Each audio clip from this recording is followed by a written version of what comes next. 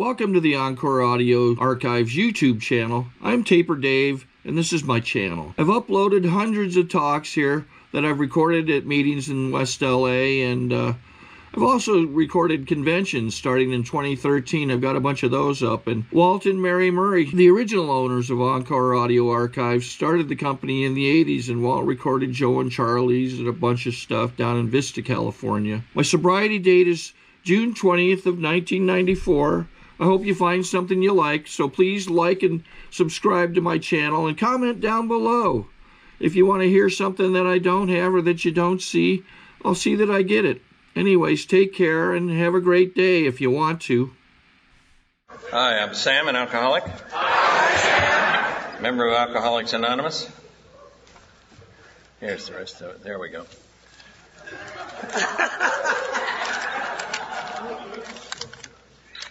I'm also the world's oldest living drug addict.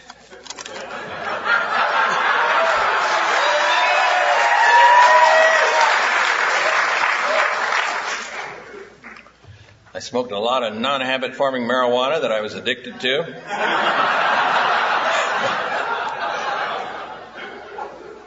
Nowadays, mostly what we get in here is a bunch of people that their drinking consisted of drinking while they were driving around looking for drugs. Yeah? Okay.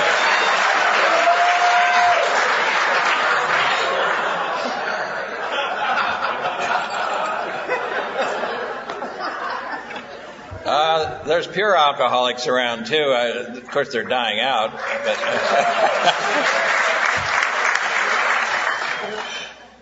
my point is there's room for everybody that comes in here.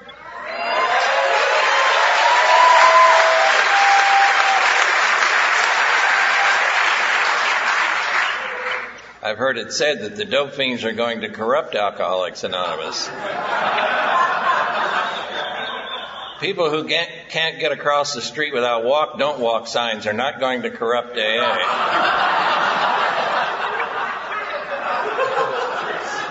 Not that any doper ever paid any attention to those damn things. I don't know how you people drank, but I did a lot of it. I didn't mess around with it. I tried everything. I don't identify with people who specialize. Take it all. It might work.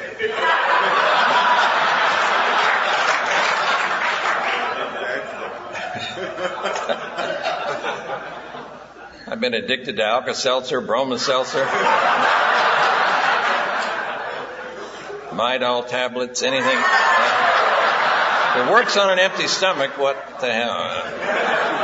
I need to ask a question, too. Are there any lower companions here today? Thank you. Thank you.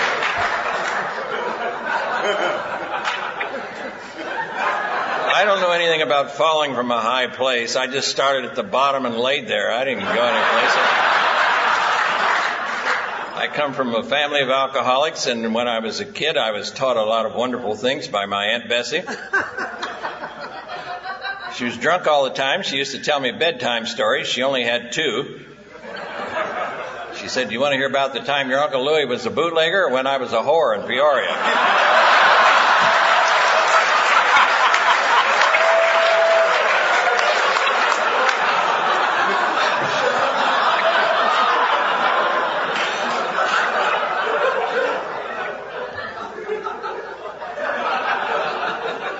And Bessie would give me a quarter if I would say fuck in the grocery store and embarrass my mother.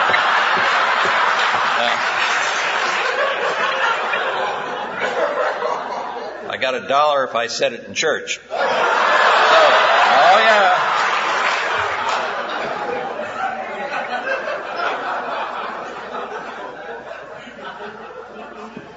My Aunt Bessie, in one of her more maudlin moments, told me the secret of life. And I thought, I better remember this because it seemed to be important to her. She said, what happens is you fall out of the womb and you crawl across hostile territory towards a grave, and that's it.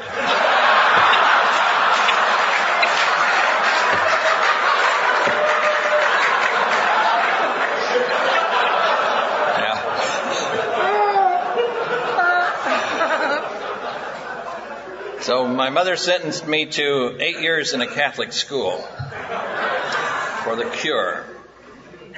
I majored in guilt, which was their big thing over there at that time, and I'm not sure that much has changed since then. It's been 100 years ago. I'm old, if you haven't figured that out, too. I was lucky enough to come in here at an early age and sober up, and I also learned from the very beginning I don't need to mess around with any drugs, too. At first I did. I went to meetings where they didn't mention marijuana, so I didn't mention it.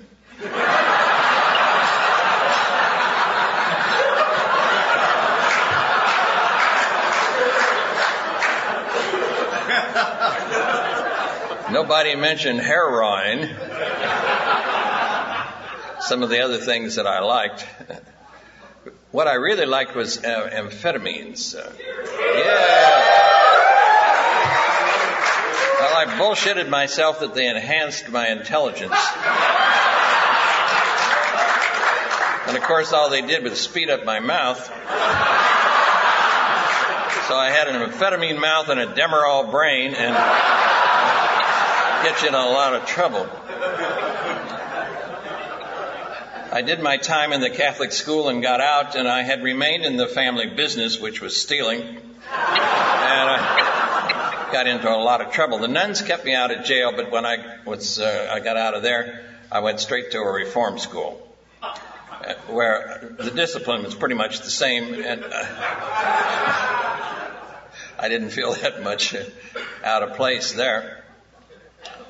While I was there, I went through puberty in about 20 minutes, and I got out of there, and I was nothing but a horny little kid loose on the streets.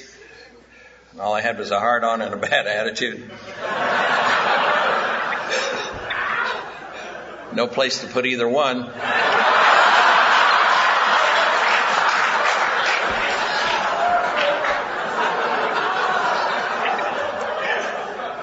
So I stood on street corners waiting for somebody to come along and molest me. Years later, I used to sit around therapy sessions. I was molested as a child. The simple truth of that is I didn't tell all of it. I just told part of it. And all it happened to be was the paper boy, and he'd copped a feel. And he'd given me 50 cents. And what I didn't tell people was that I liked it, and I was out there the very next Saturday looking for him. So I was a trick and didn't know it.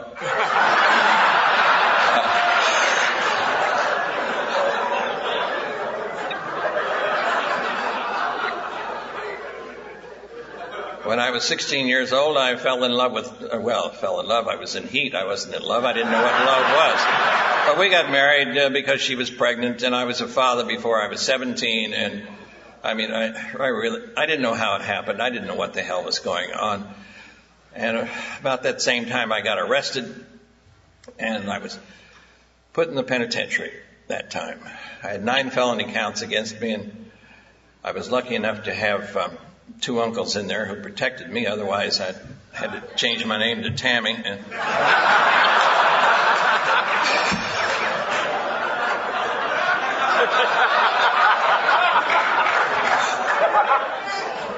so I got out of there, but while I did my 19 months in there, the sweet young thing had wandered off and had divorced me and married a nice guy and moved to Pittsburgh. And that was the end of that romance. And I began to freelance all over the place. I never particularly cared what went on. I just went for it. And I started using drugs and booze. Up to that time, I hadn't done anything. I drank very, very little, taken very few drugs. But by the age of 20, when I got out of the penitentiary, I went for it.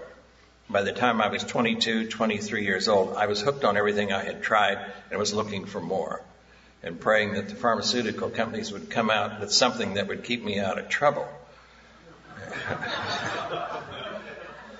What I didn't know was that I was the problem, because I never knew when to stop.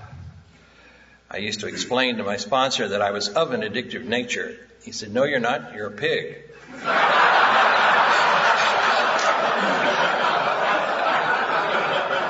What I didn't know was he had bullshit filters in his ears. He could translate things that I had to say into the truth. I ran into a mathematical genius that I had gone to school with, and he figured out how to fill out income tax forms and get money back, even though I did not work where he said I worked. We got $1,200, cashed the check and split it, and the next year we did it again, and 2 weeks after the check arrived, the police arrived. So I'm in trouble again. And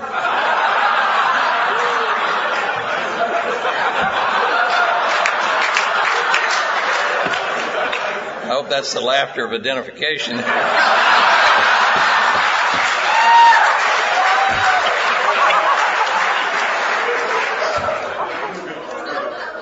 Anyway, I'd used my father's name, so they arrested my father for it.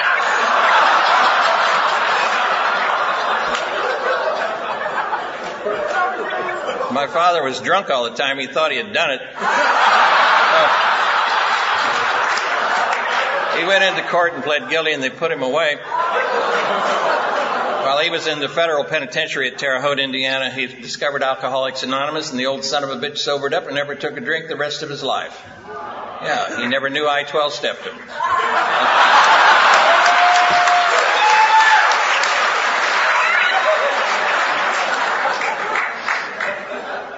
That could have been the first intervention in Alcoholics Anonymous. And I think that far back, yeah, it probably was. Anyway.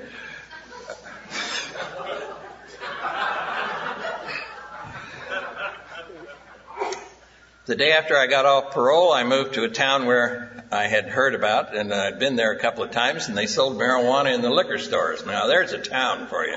Yeah, Covington, Kentucky. Yeah, the big city. I hung out with a lot of Italians that I thought were gangsters, and they weren't. They were just Italians. Because I like gangsters. Those are my heroes.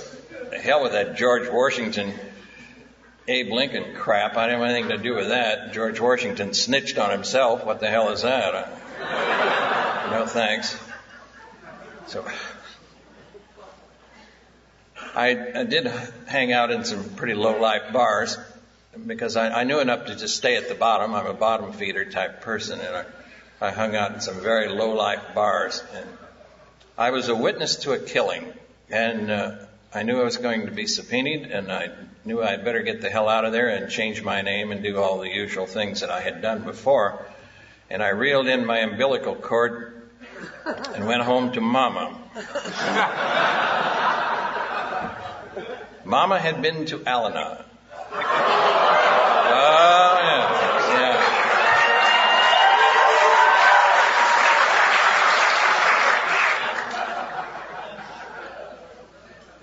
I know there's Al-Anons here. I can feel you releasing me.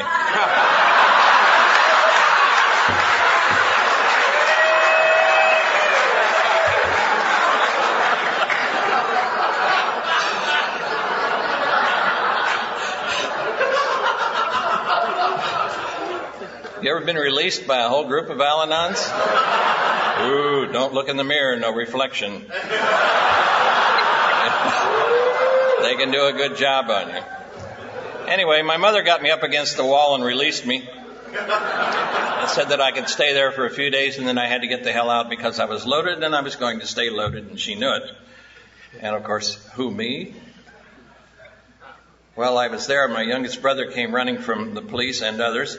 And one morning he and I were puking together. He said, if our luck holds out, we'll be dead by noon. And that's how far it had gone. And pretty soon we got some wine to stay down, and then it went the other way. He said, as soon as we get off of this one, let's really go on one. And that's the way it always was. I could turn real easy with that booze in me. A couple of days later, I woke up in a wrecked car in a field full of other wrecked cars in a junkyard.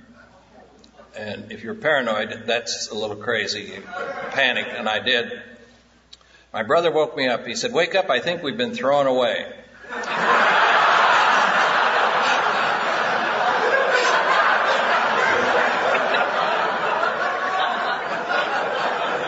Well, for a few seconds, I believed him. I thought, uh-oh, they've caught on. So I moved to to Venice, California, where I was to live for the next 30 years of my life. And I knew enough to start at the bottom again. I stayed right there. I walked into a bar and I said, "Where is the worst place in town to live?" A guy said, "There's an apartment building up the street that I don't even go in the daytime." Okay, that's where I went. I lived next door to a girl who was a manic, depressive, suicidal, schizophrenic, who carried 3 suicide notes and a razor blade for emergencies. She would come home every night from work, brush her teeth, turn on the gas, and go to bed.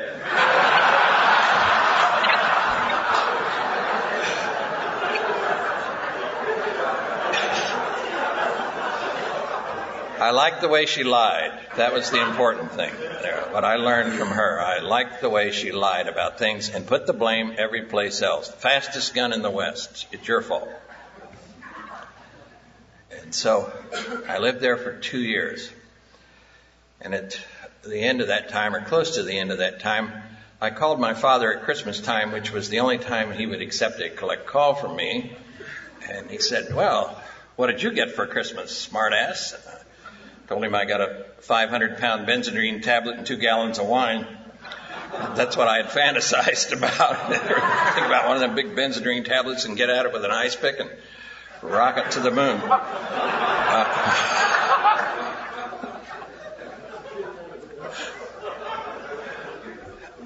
He suggested that I go to Alcoholics Anonymous, and I said, "What for?"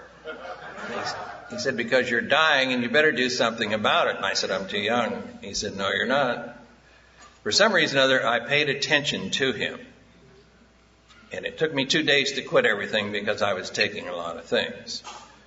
And he told me, he said, "Before you go over there, don't you smoke any marijuana because you're not going to hear anything." I didn't know marijuana affected my hearing that much. I smoked it for other reasons. Anyway. It took me 2 days to quit everything, and I got on a bus and went into Los Angeles looking for Alcoholics Anonymous. There wasn't any in Venice at that time. And I was so screwed up that I'm in and out of phone booths trying to call, and I would hang up, and I couldn't do it, and I couldn't talk, I couldn't say anything. And it took me till almost 10 o'clock that night to get to a meeting.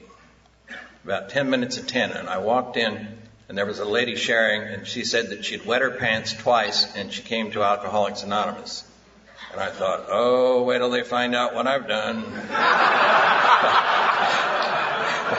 I didn't think anything about wetting your pants. What the hell has that got to do with anything? Christ, the bars I drank in, one of them's still around back where I live, and had a sign up that says men's room. You open the door, you're in the parking lot. High-class place. If it's Saturday night, the bouncer stops you at the door and asks if you've got a gun. If you don't have one, he gives you one. That kind of a place. Anyway, I went to a meeting the next night, and somebody gave me a book, which I promptly threw away. I don't need this thing. Because they kept reading chapter 5 at the meetings, and I kept hearing demands rigorous honesty, and I thought, I ain't going to make it. I ain't going to make it. So I stayed clean and sober for 10 days, and because nobody had mentioned marijuana and heroin and other things, I didn't mention it either. So I smoked a joint, and I got thirsty, so I drank, and I got drowsy, so I took some pills. A natural progression, for me anyway. But while I was loaded, I remembered that I had heard somebody say at a meeting something about a lower companion. And I knew what I was, and I thought, okay, let's give it one more try. And so I have been sober since that day, which is January the 11th, 1957. But Abe Lincoln was president then, I think. A long time ago.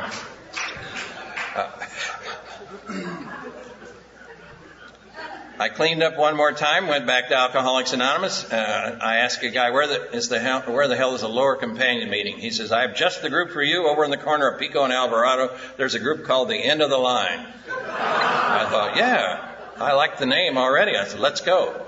So he took me over there and left me there. He did say he'd come back and pick me up after the meeting. Anyway, I walked into that place and I disappeared. I felt at home from the very beginning because they pounded the gavel down at the beginning of the meeting. The guy says, "There ain't no traditions here. It's every man for himself." All right. They didn't bother with any of the reading. He asked for announcements. The guy stood up and said that he was sinking into a depression. He was going to kill himself and wouldn't be at the meeting next week. Wanted to say goodbye to all of his friends. Chairman says, "Go ahead and do it, you son of a bitch. Nobody likes you anyway."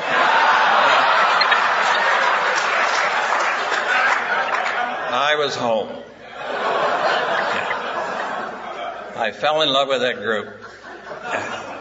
About 10 minutes into the meeting, through the side door came 3 dykes. Yeah. Well, that was rare in those days. I mean, for somebody to be upfront about that sort of thing. But here at the end of the line group, nobody thought much about it. As they came through the door, the drunken one stumbled and fell and dropped her purse, and out fell a gun, a bottle, and a dildo.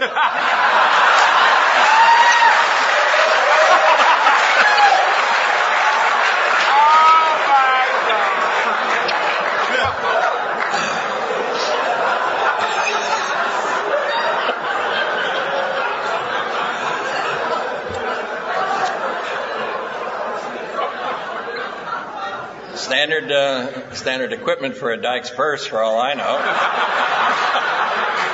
Anyway, the 2 sober ones got to fighting over the contents of the purse. The chairman kicked them out. They left the drinking one there, and she sobered up, and she never took a drink the rest of her life. And from the beginning, she was very upfront about things. She said, "Hi, I'm Aggie the Dyke." Well, we kind of figured that. Big Harley motor tattooed on her right arm, a flat top haircut. You didn't do that sort of thing in those days, but by God, Aggie did. She was one of the kindest human beings I've ever met in my life. And it was one of the wonderful relationships that I've been able to have since coming to Alcoholics Anonymous. I finally found people that I could communicate with me, and we loved each other. And by God, it was almost from the very beginning, from that end of the line group, that's what I consider my beginning. I felt at home. I saw a guy there that I used to drink with, so I asked him to be my sponsor. He'd disappeared. He'd been sober 6 months. I thought, where had George gone? Well, George had gone to AA. I thought he'd gone to jail, the usual. And I asked him to be my sponsor, but he had a rather liberal program, which was too liberal for me. So a couple of weeks later, we were on our way to a meeting, that same meeting, the end of the line group, and we stopped to get something to eat, and George ordered a ham sandwich and a bottle of beer. I said, "George, I think that's a no-no." He said to me, "Beer is a beverage, punk." Okay.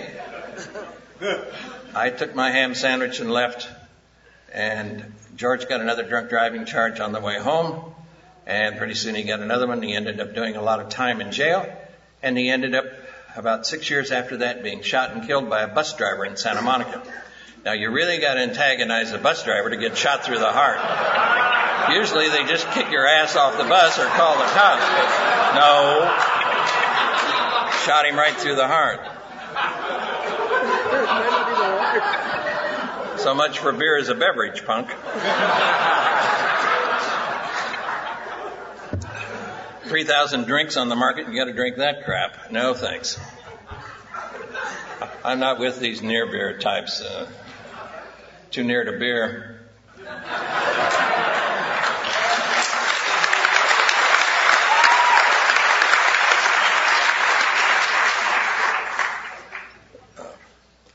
I have what I like to think of as a liberal program, but I got to draw the line someplace with some things. Now, I don't hang out with, well, it's obvious I don't hang out with groups that have dress codes. Have all those rules. That dumbass over there anyway,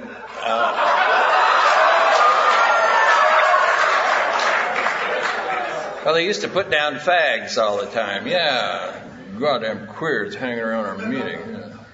No, he said that crap, and I remembered that he used to play piano in a gay bar in San Francisco. Oh, but we don't talk about that.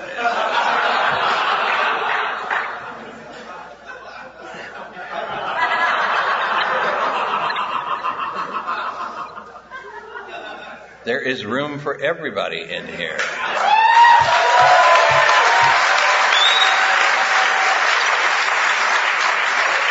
Well, I've had to learn that lesson over and over because I sobered up in Venice, and so we decided to start an AA group there, some of us who lived there.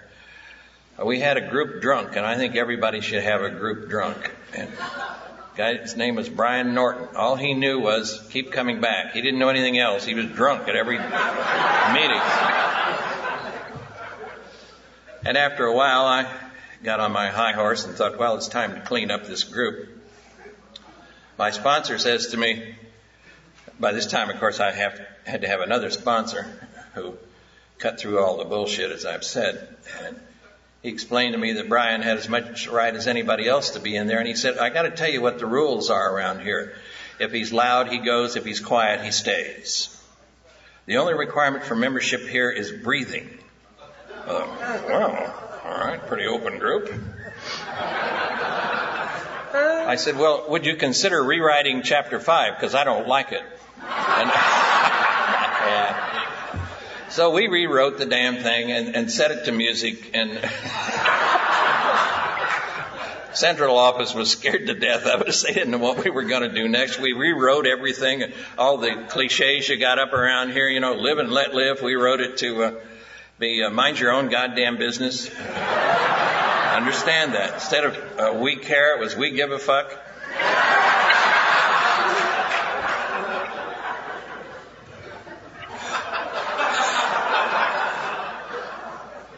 Now, when I was about 5 or 6 years sober, I fell into a line of work that I'm still in today. And within a couple of years, I made myself a lot of money.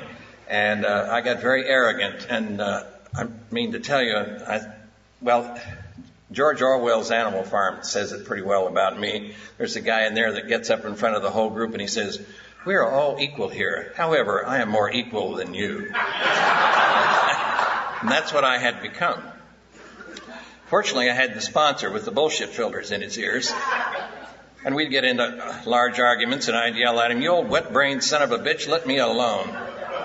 He would say to me, did you hear that noise? I'd say, what noise? He'd say, I heard your mind close.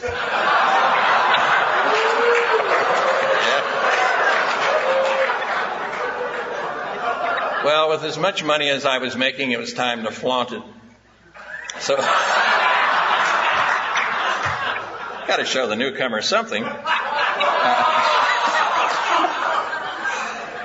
I pulled the gangster thing. I walked into the Cadillac agency there on Beverly Boulevard in Beverly Hills and bought a Cadillac convertible, and I paid cash. I peeled that money off just like this. The guy just looking at me like, oh, dope dealer, huh?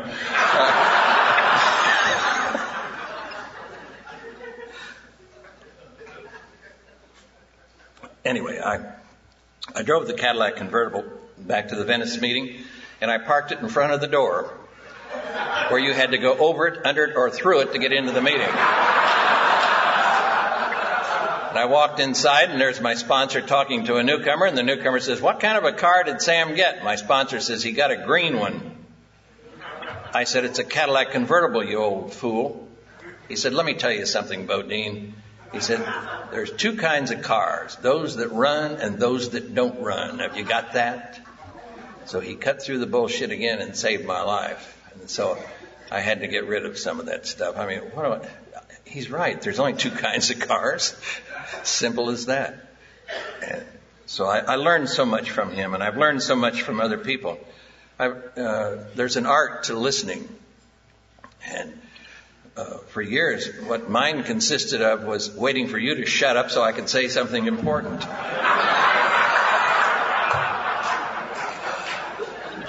No. And I had to learn how to listen. And so I paid attention to some of the wonderful people that I've met here. A guy named Larry Blake was a very important person in my life. I followed him around. He was a tough old bird, but boy, he didn't put up with any crap. I was sober about a year, and I was going to a meeting up on the edge of Hollywood, and the speaker got up, and he's about 10 minutes into his talk, and he said, "You know, I got to be honest with you." He said, "When it gets tough, I take a drink." And I thought, what the hell am I at tonight? What is this shit? Blake was in the front row. He said, "You son of a bitch." Right up on the stage, grabbed this guy literally around the throat, took him over to the side door, and we hear bang, slammed the door. Blake comes back. "Good evening. My name is Larry Blake. I'm an alcoholic. Your speaker for this evening." And launched right into it like nothing had ever happened. My hero, one of my heroes. And there have been plenty of others, too, along the way that have stood up for what they believed and showed me the way to go. Truth and honesty when I was not into that at all. And it took some practice with that, too. And it still comes and goes on some days. And I think, no, you better... So I have a coffee commitment at the moment. I had to hit a newcomer in the head to get it, but I got the goddamn thing.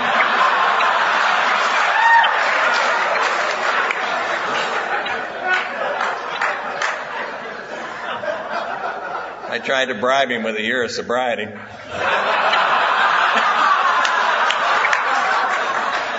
That stuff still runs through my mind. I still think like that. I still think very bizarrely about a lot of things. And it's just the way it is. In the business that I'm in, I just don't dare write some things. I have to stick to what I know. And that's one thing. That's all I know in the writing field that I'm in. I just don't know anything else because I've tried other things. A guy said to me one time, "Why don't you write a play?" I said, "Okay." I wrote a play. And then after he read it, he said, "Good God, we can't do this." And I said, "Well, why not? What's wrong with it? I like it." And in the first act, the male lead was having an affair with his mother. In the second act, he was having an affair with his father. In the third act, he found out he was adopted and got mad and left home.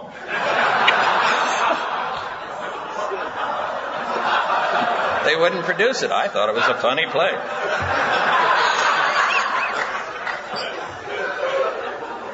So I have to watch what I hand in sometimes, different people that I work for still. I've had a life instead of what it was before I got here. I don't know what you people gave up to come here, but I didn't give up nothing but a bunch of crap. All those jails, and my God, I was a shit magnet for the cops. I just couldn't go any place. There they are. In Venice in those days, you could get what was known as a kick-out the next morning, but you still had to do the night in jail. And, of course, they hit you a few times on the head with that goddamn stick. I can still hear it in my brain, that bonk sound when they hit. So my solution to all that was to drink closer to the jail. That's the kind of thinking that I had. What do you mean, quit? What is that? So after I came here, there was a lot to clean up. A lot. And we have some friends that are writers and actors and actresses and all that. And one of them wrote this some time ago. "Man developed language because of a deep inner need to complain, snivel, and whine." And I identify with that. That's a damn good inventory. When I first heard that, I thought, where do I sign? Story of my life in many ways. I've had some great and wonderful times here. I've had some bummer times. It has not been all that easy on some days. I've been a manic, depressive, suicidal, whatever. I've walked out of meetings some nights when I thought, why don't people feel these vibes I'm sending out? They're so strong. Spiritual vibes, that is. And one night I went home and I laid down in the back seat of my car with the motor running, determined I was going to do myself in. I've had it with this world here. I just didn't, and I had a job, I had a nice house, all kinds of things, but I was not happy. And I found out that I had to go to the can, so I'm not going to be found with wet pants, so I go in the house, and while I'm in there, the phone rings. Nosy Parker, I got to answer that goddamn phone, and it turned out to be a newcomer in a depression. He's interrupting my suicide attempt. But I had to tell him how good I felt. But somebody with 17 years sober, you got to look good, right? Yeah. I had to get over that crap. I had to tell the truth. What it is. It's Bill Wilson. No, that wasn't Bill Wilson. It was Bill Clinton, wasn't it? Somebody like that. I don't know. Doesn't matter. Never could tell those two apart.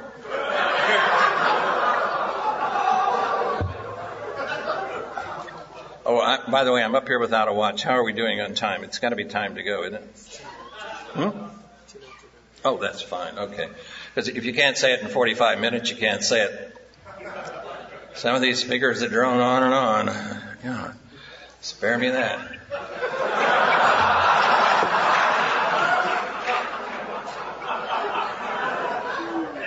Carrying that spiritual message. Yes. Oh, yeah.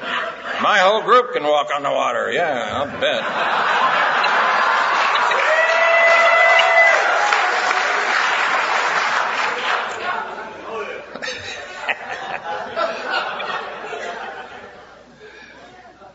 Anyway, come on in here and use this thing. Otherwise, it's just a bunch of talk. I stayed clean and sober long enough to find out that I wanted to live most of the time. And when I didn't want to live, I learned to do something about that. And it has not been easy along the way in some areas, sometimes. And I try to leave you with some hope tonight, since I've been sober 2 years longer than God. Well, he thinks he's God, doesn't he, that guy over there? Anyway.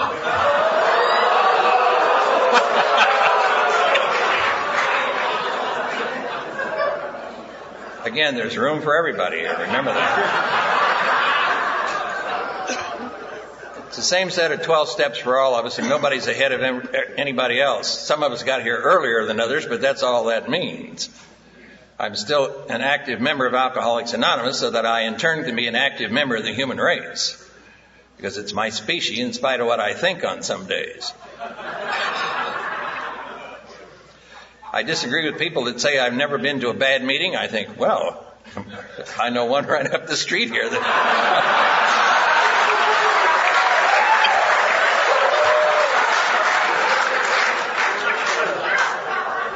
I've had better flashbacks than some of those goddamn things.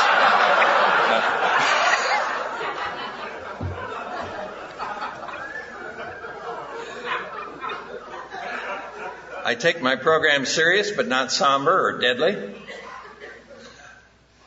I've had some absolutely wonderful times here. I always thought, well, if that happened to me, it's going to last. And I'm grateful now that it hasn't, because it keeps me coming back. I am nosy. I don't want to miss anything here. See, I've had some great experiences here that you couldn't have had any place else, besides that clown getting up here and Blake taking him off the podium that night. I've been to other meetings where some nights the spiritual feeling in the room was so thick you could cut it with a knife, and there's plenty of it for everybody. So get your share and take it with you.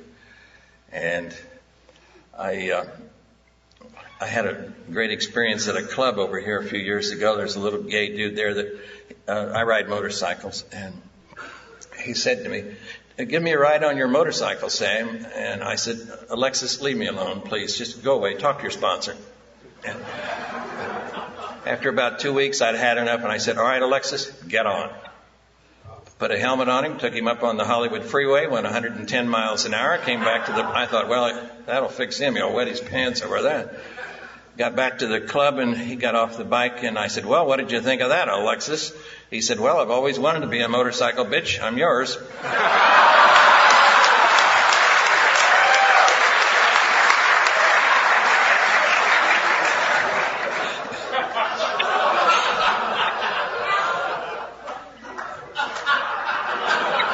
Had to explain to him it's not motorcycle bitch, it's biker bitch. Got that?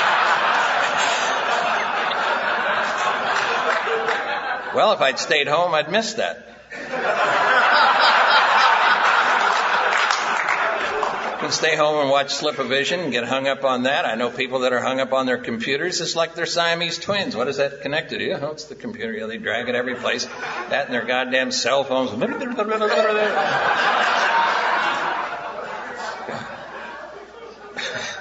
Does anybody have that much to talk about? Really?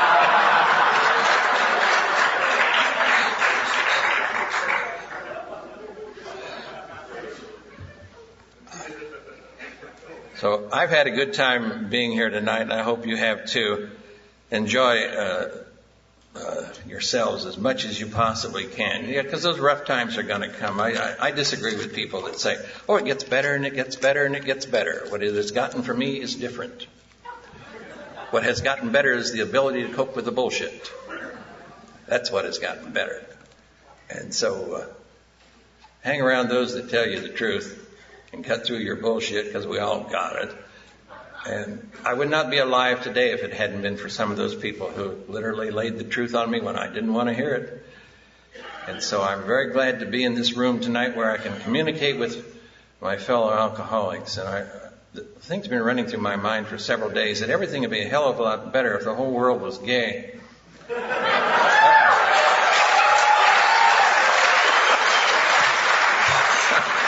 I don't know where that came from. It just wanders through. That's the way my life is. I think of these wild, mixed up things sometimes. Well, why don't we try it? It can't be any worse than the mess these so-called straight mothers are making out of the goddamn world. Jesus Christ.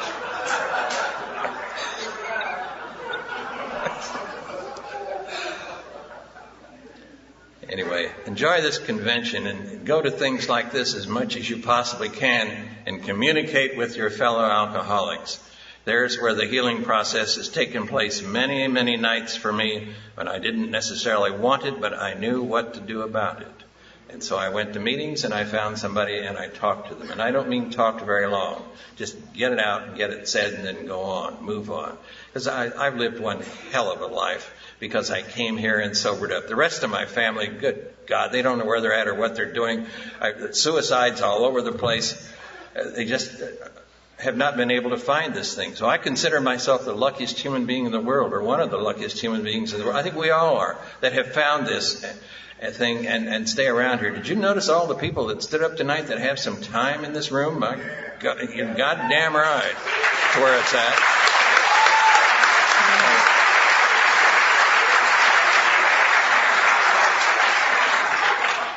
You know it can be done. It doesn't, it's not something we've just read out of a book. See, experience is the thing that's of supreme value, not advice. All advice is shit, all of it. I want to hear experiences, and that's what has saved my life on many a day. Again, I'm glad that I could be here and communicate with my fellow alkies. It's been one hell of an evening for me. I'm glad we could get together, and so we can all lurch along the murky road to happy destiny together. I know, for you purists, the book says trudge, but I lurch all over the goddamn... And it's murky as all hell on some days. I need a seeing eye newcomer to get to a meeting.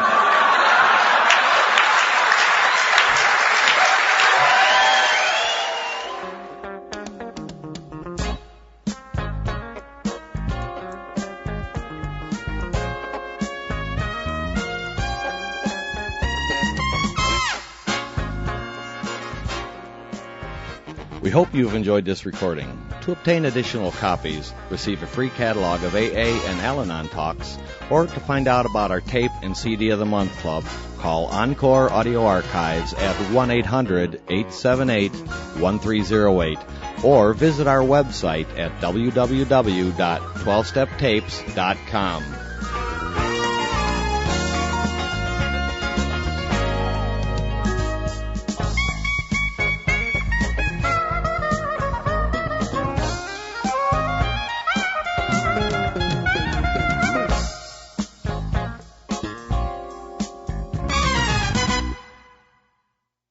Sorry to interrupt your viewing. Taper Dave here. Just wanted to take a second to ask you to like and subscribe to my channel. Let me know if you like what you're listening. I've got some very good talks here, and this one's a great one. Just curious, do you think this is better than Zoom? Tell me what you think. Okay, this is how I prepare my drone for launching. I like to do it inside the cab of my truck so I'm not standing outside in the weather. To install the joysticks for control, up and down, right and left, powered on. I have an Android phone that I use to connect it to the drone with. And it's actually controlled through the iPhone, through an app. Oops, wrong way. It's actually controlled through the iPhone, or through this Android phone, through the app. It's actually controlled through the Android phone through an app, and you connect it through this short connection right here.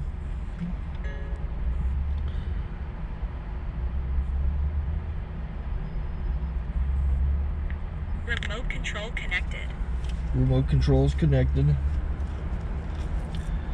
So I pull out the drone. I have to extend the legs. Long legs extended first, then the short legs. Remove the gimbal protector. Set that aside, then power it on one short burst, then one long burst. I lay it down. So I have to go to calibrate. So the drone's not connected yet. It shows you here as this drone gets disconnected, even though the remote's powered on. So the drone has to establish it's connected. So I go into the app to calibration mode. First I'll calibrate the remote controller. Start calibration. Out, in, oop, out, in, up, down, and then this little wheel is to control the gimbal.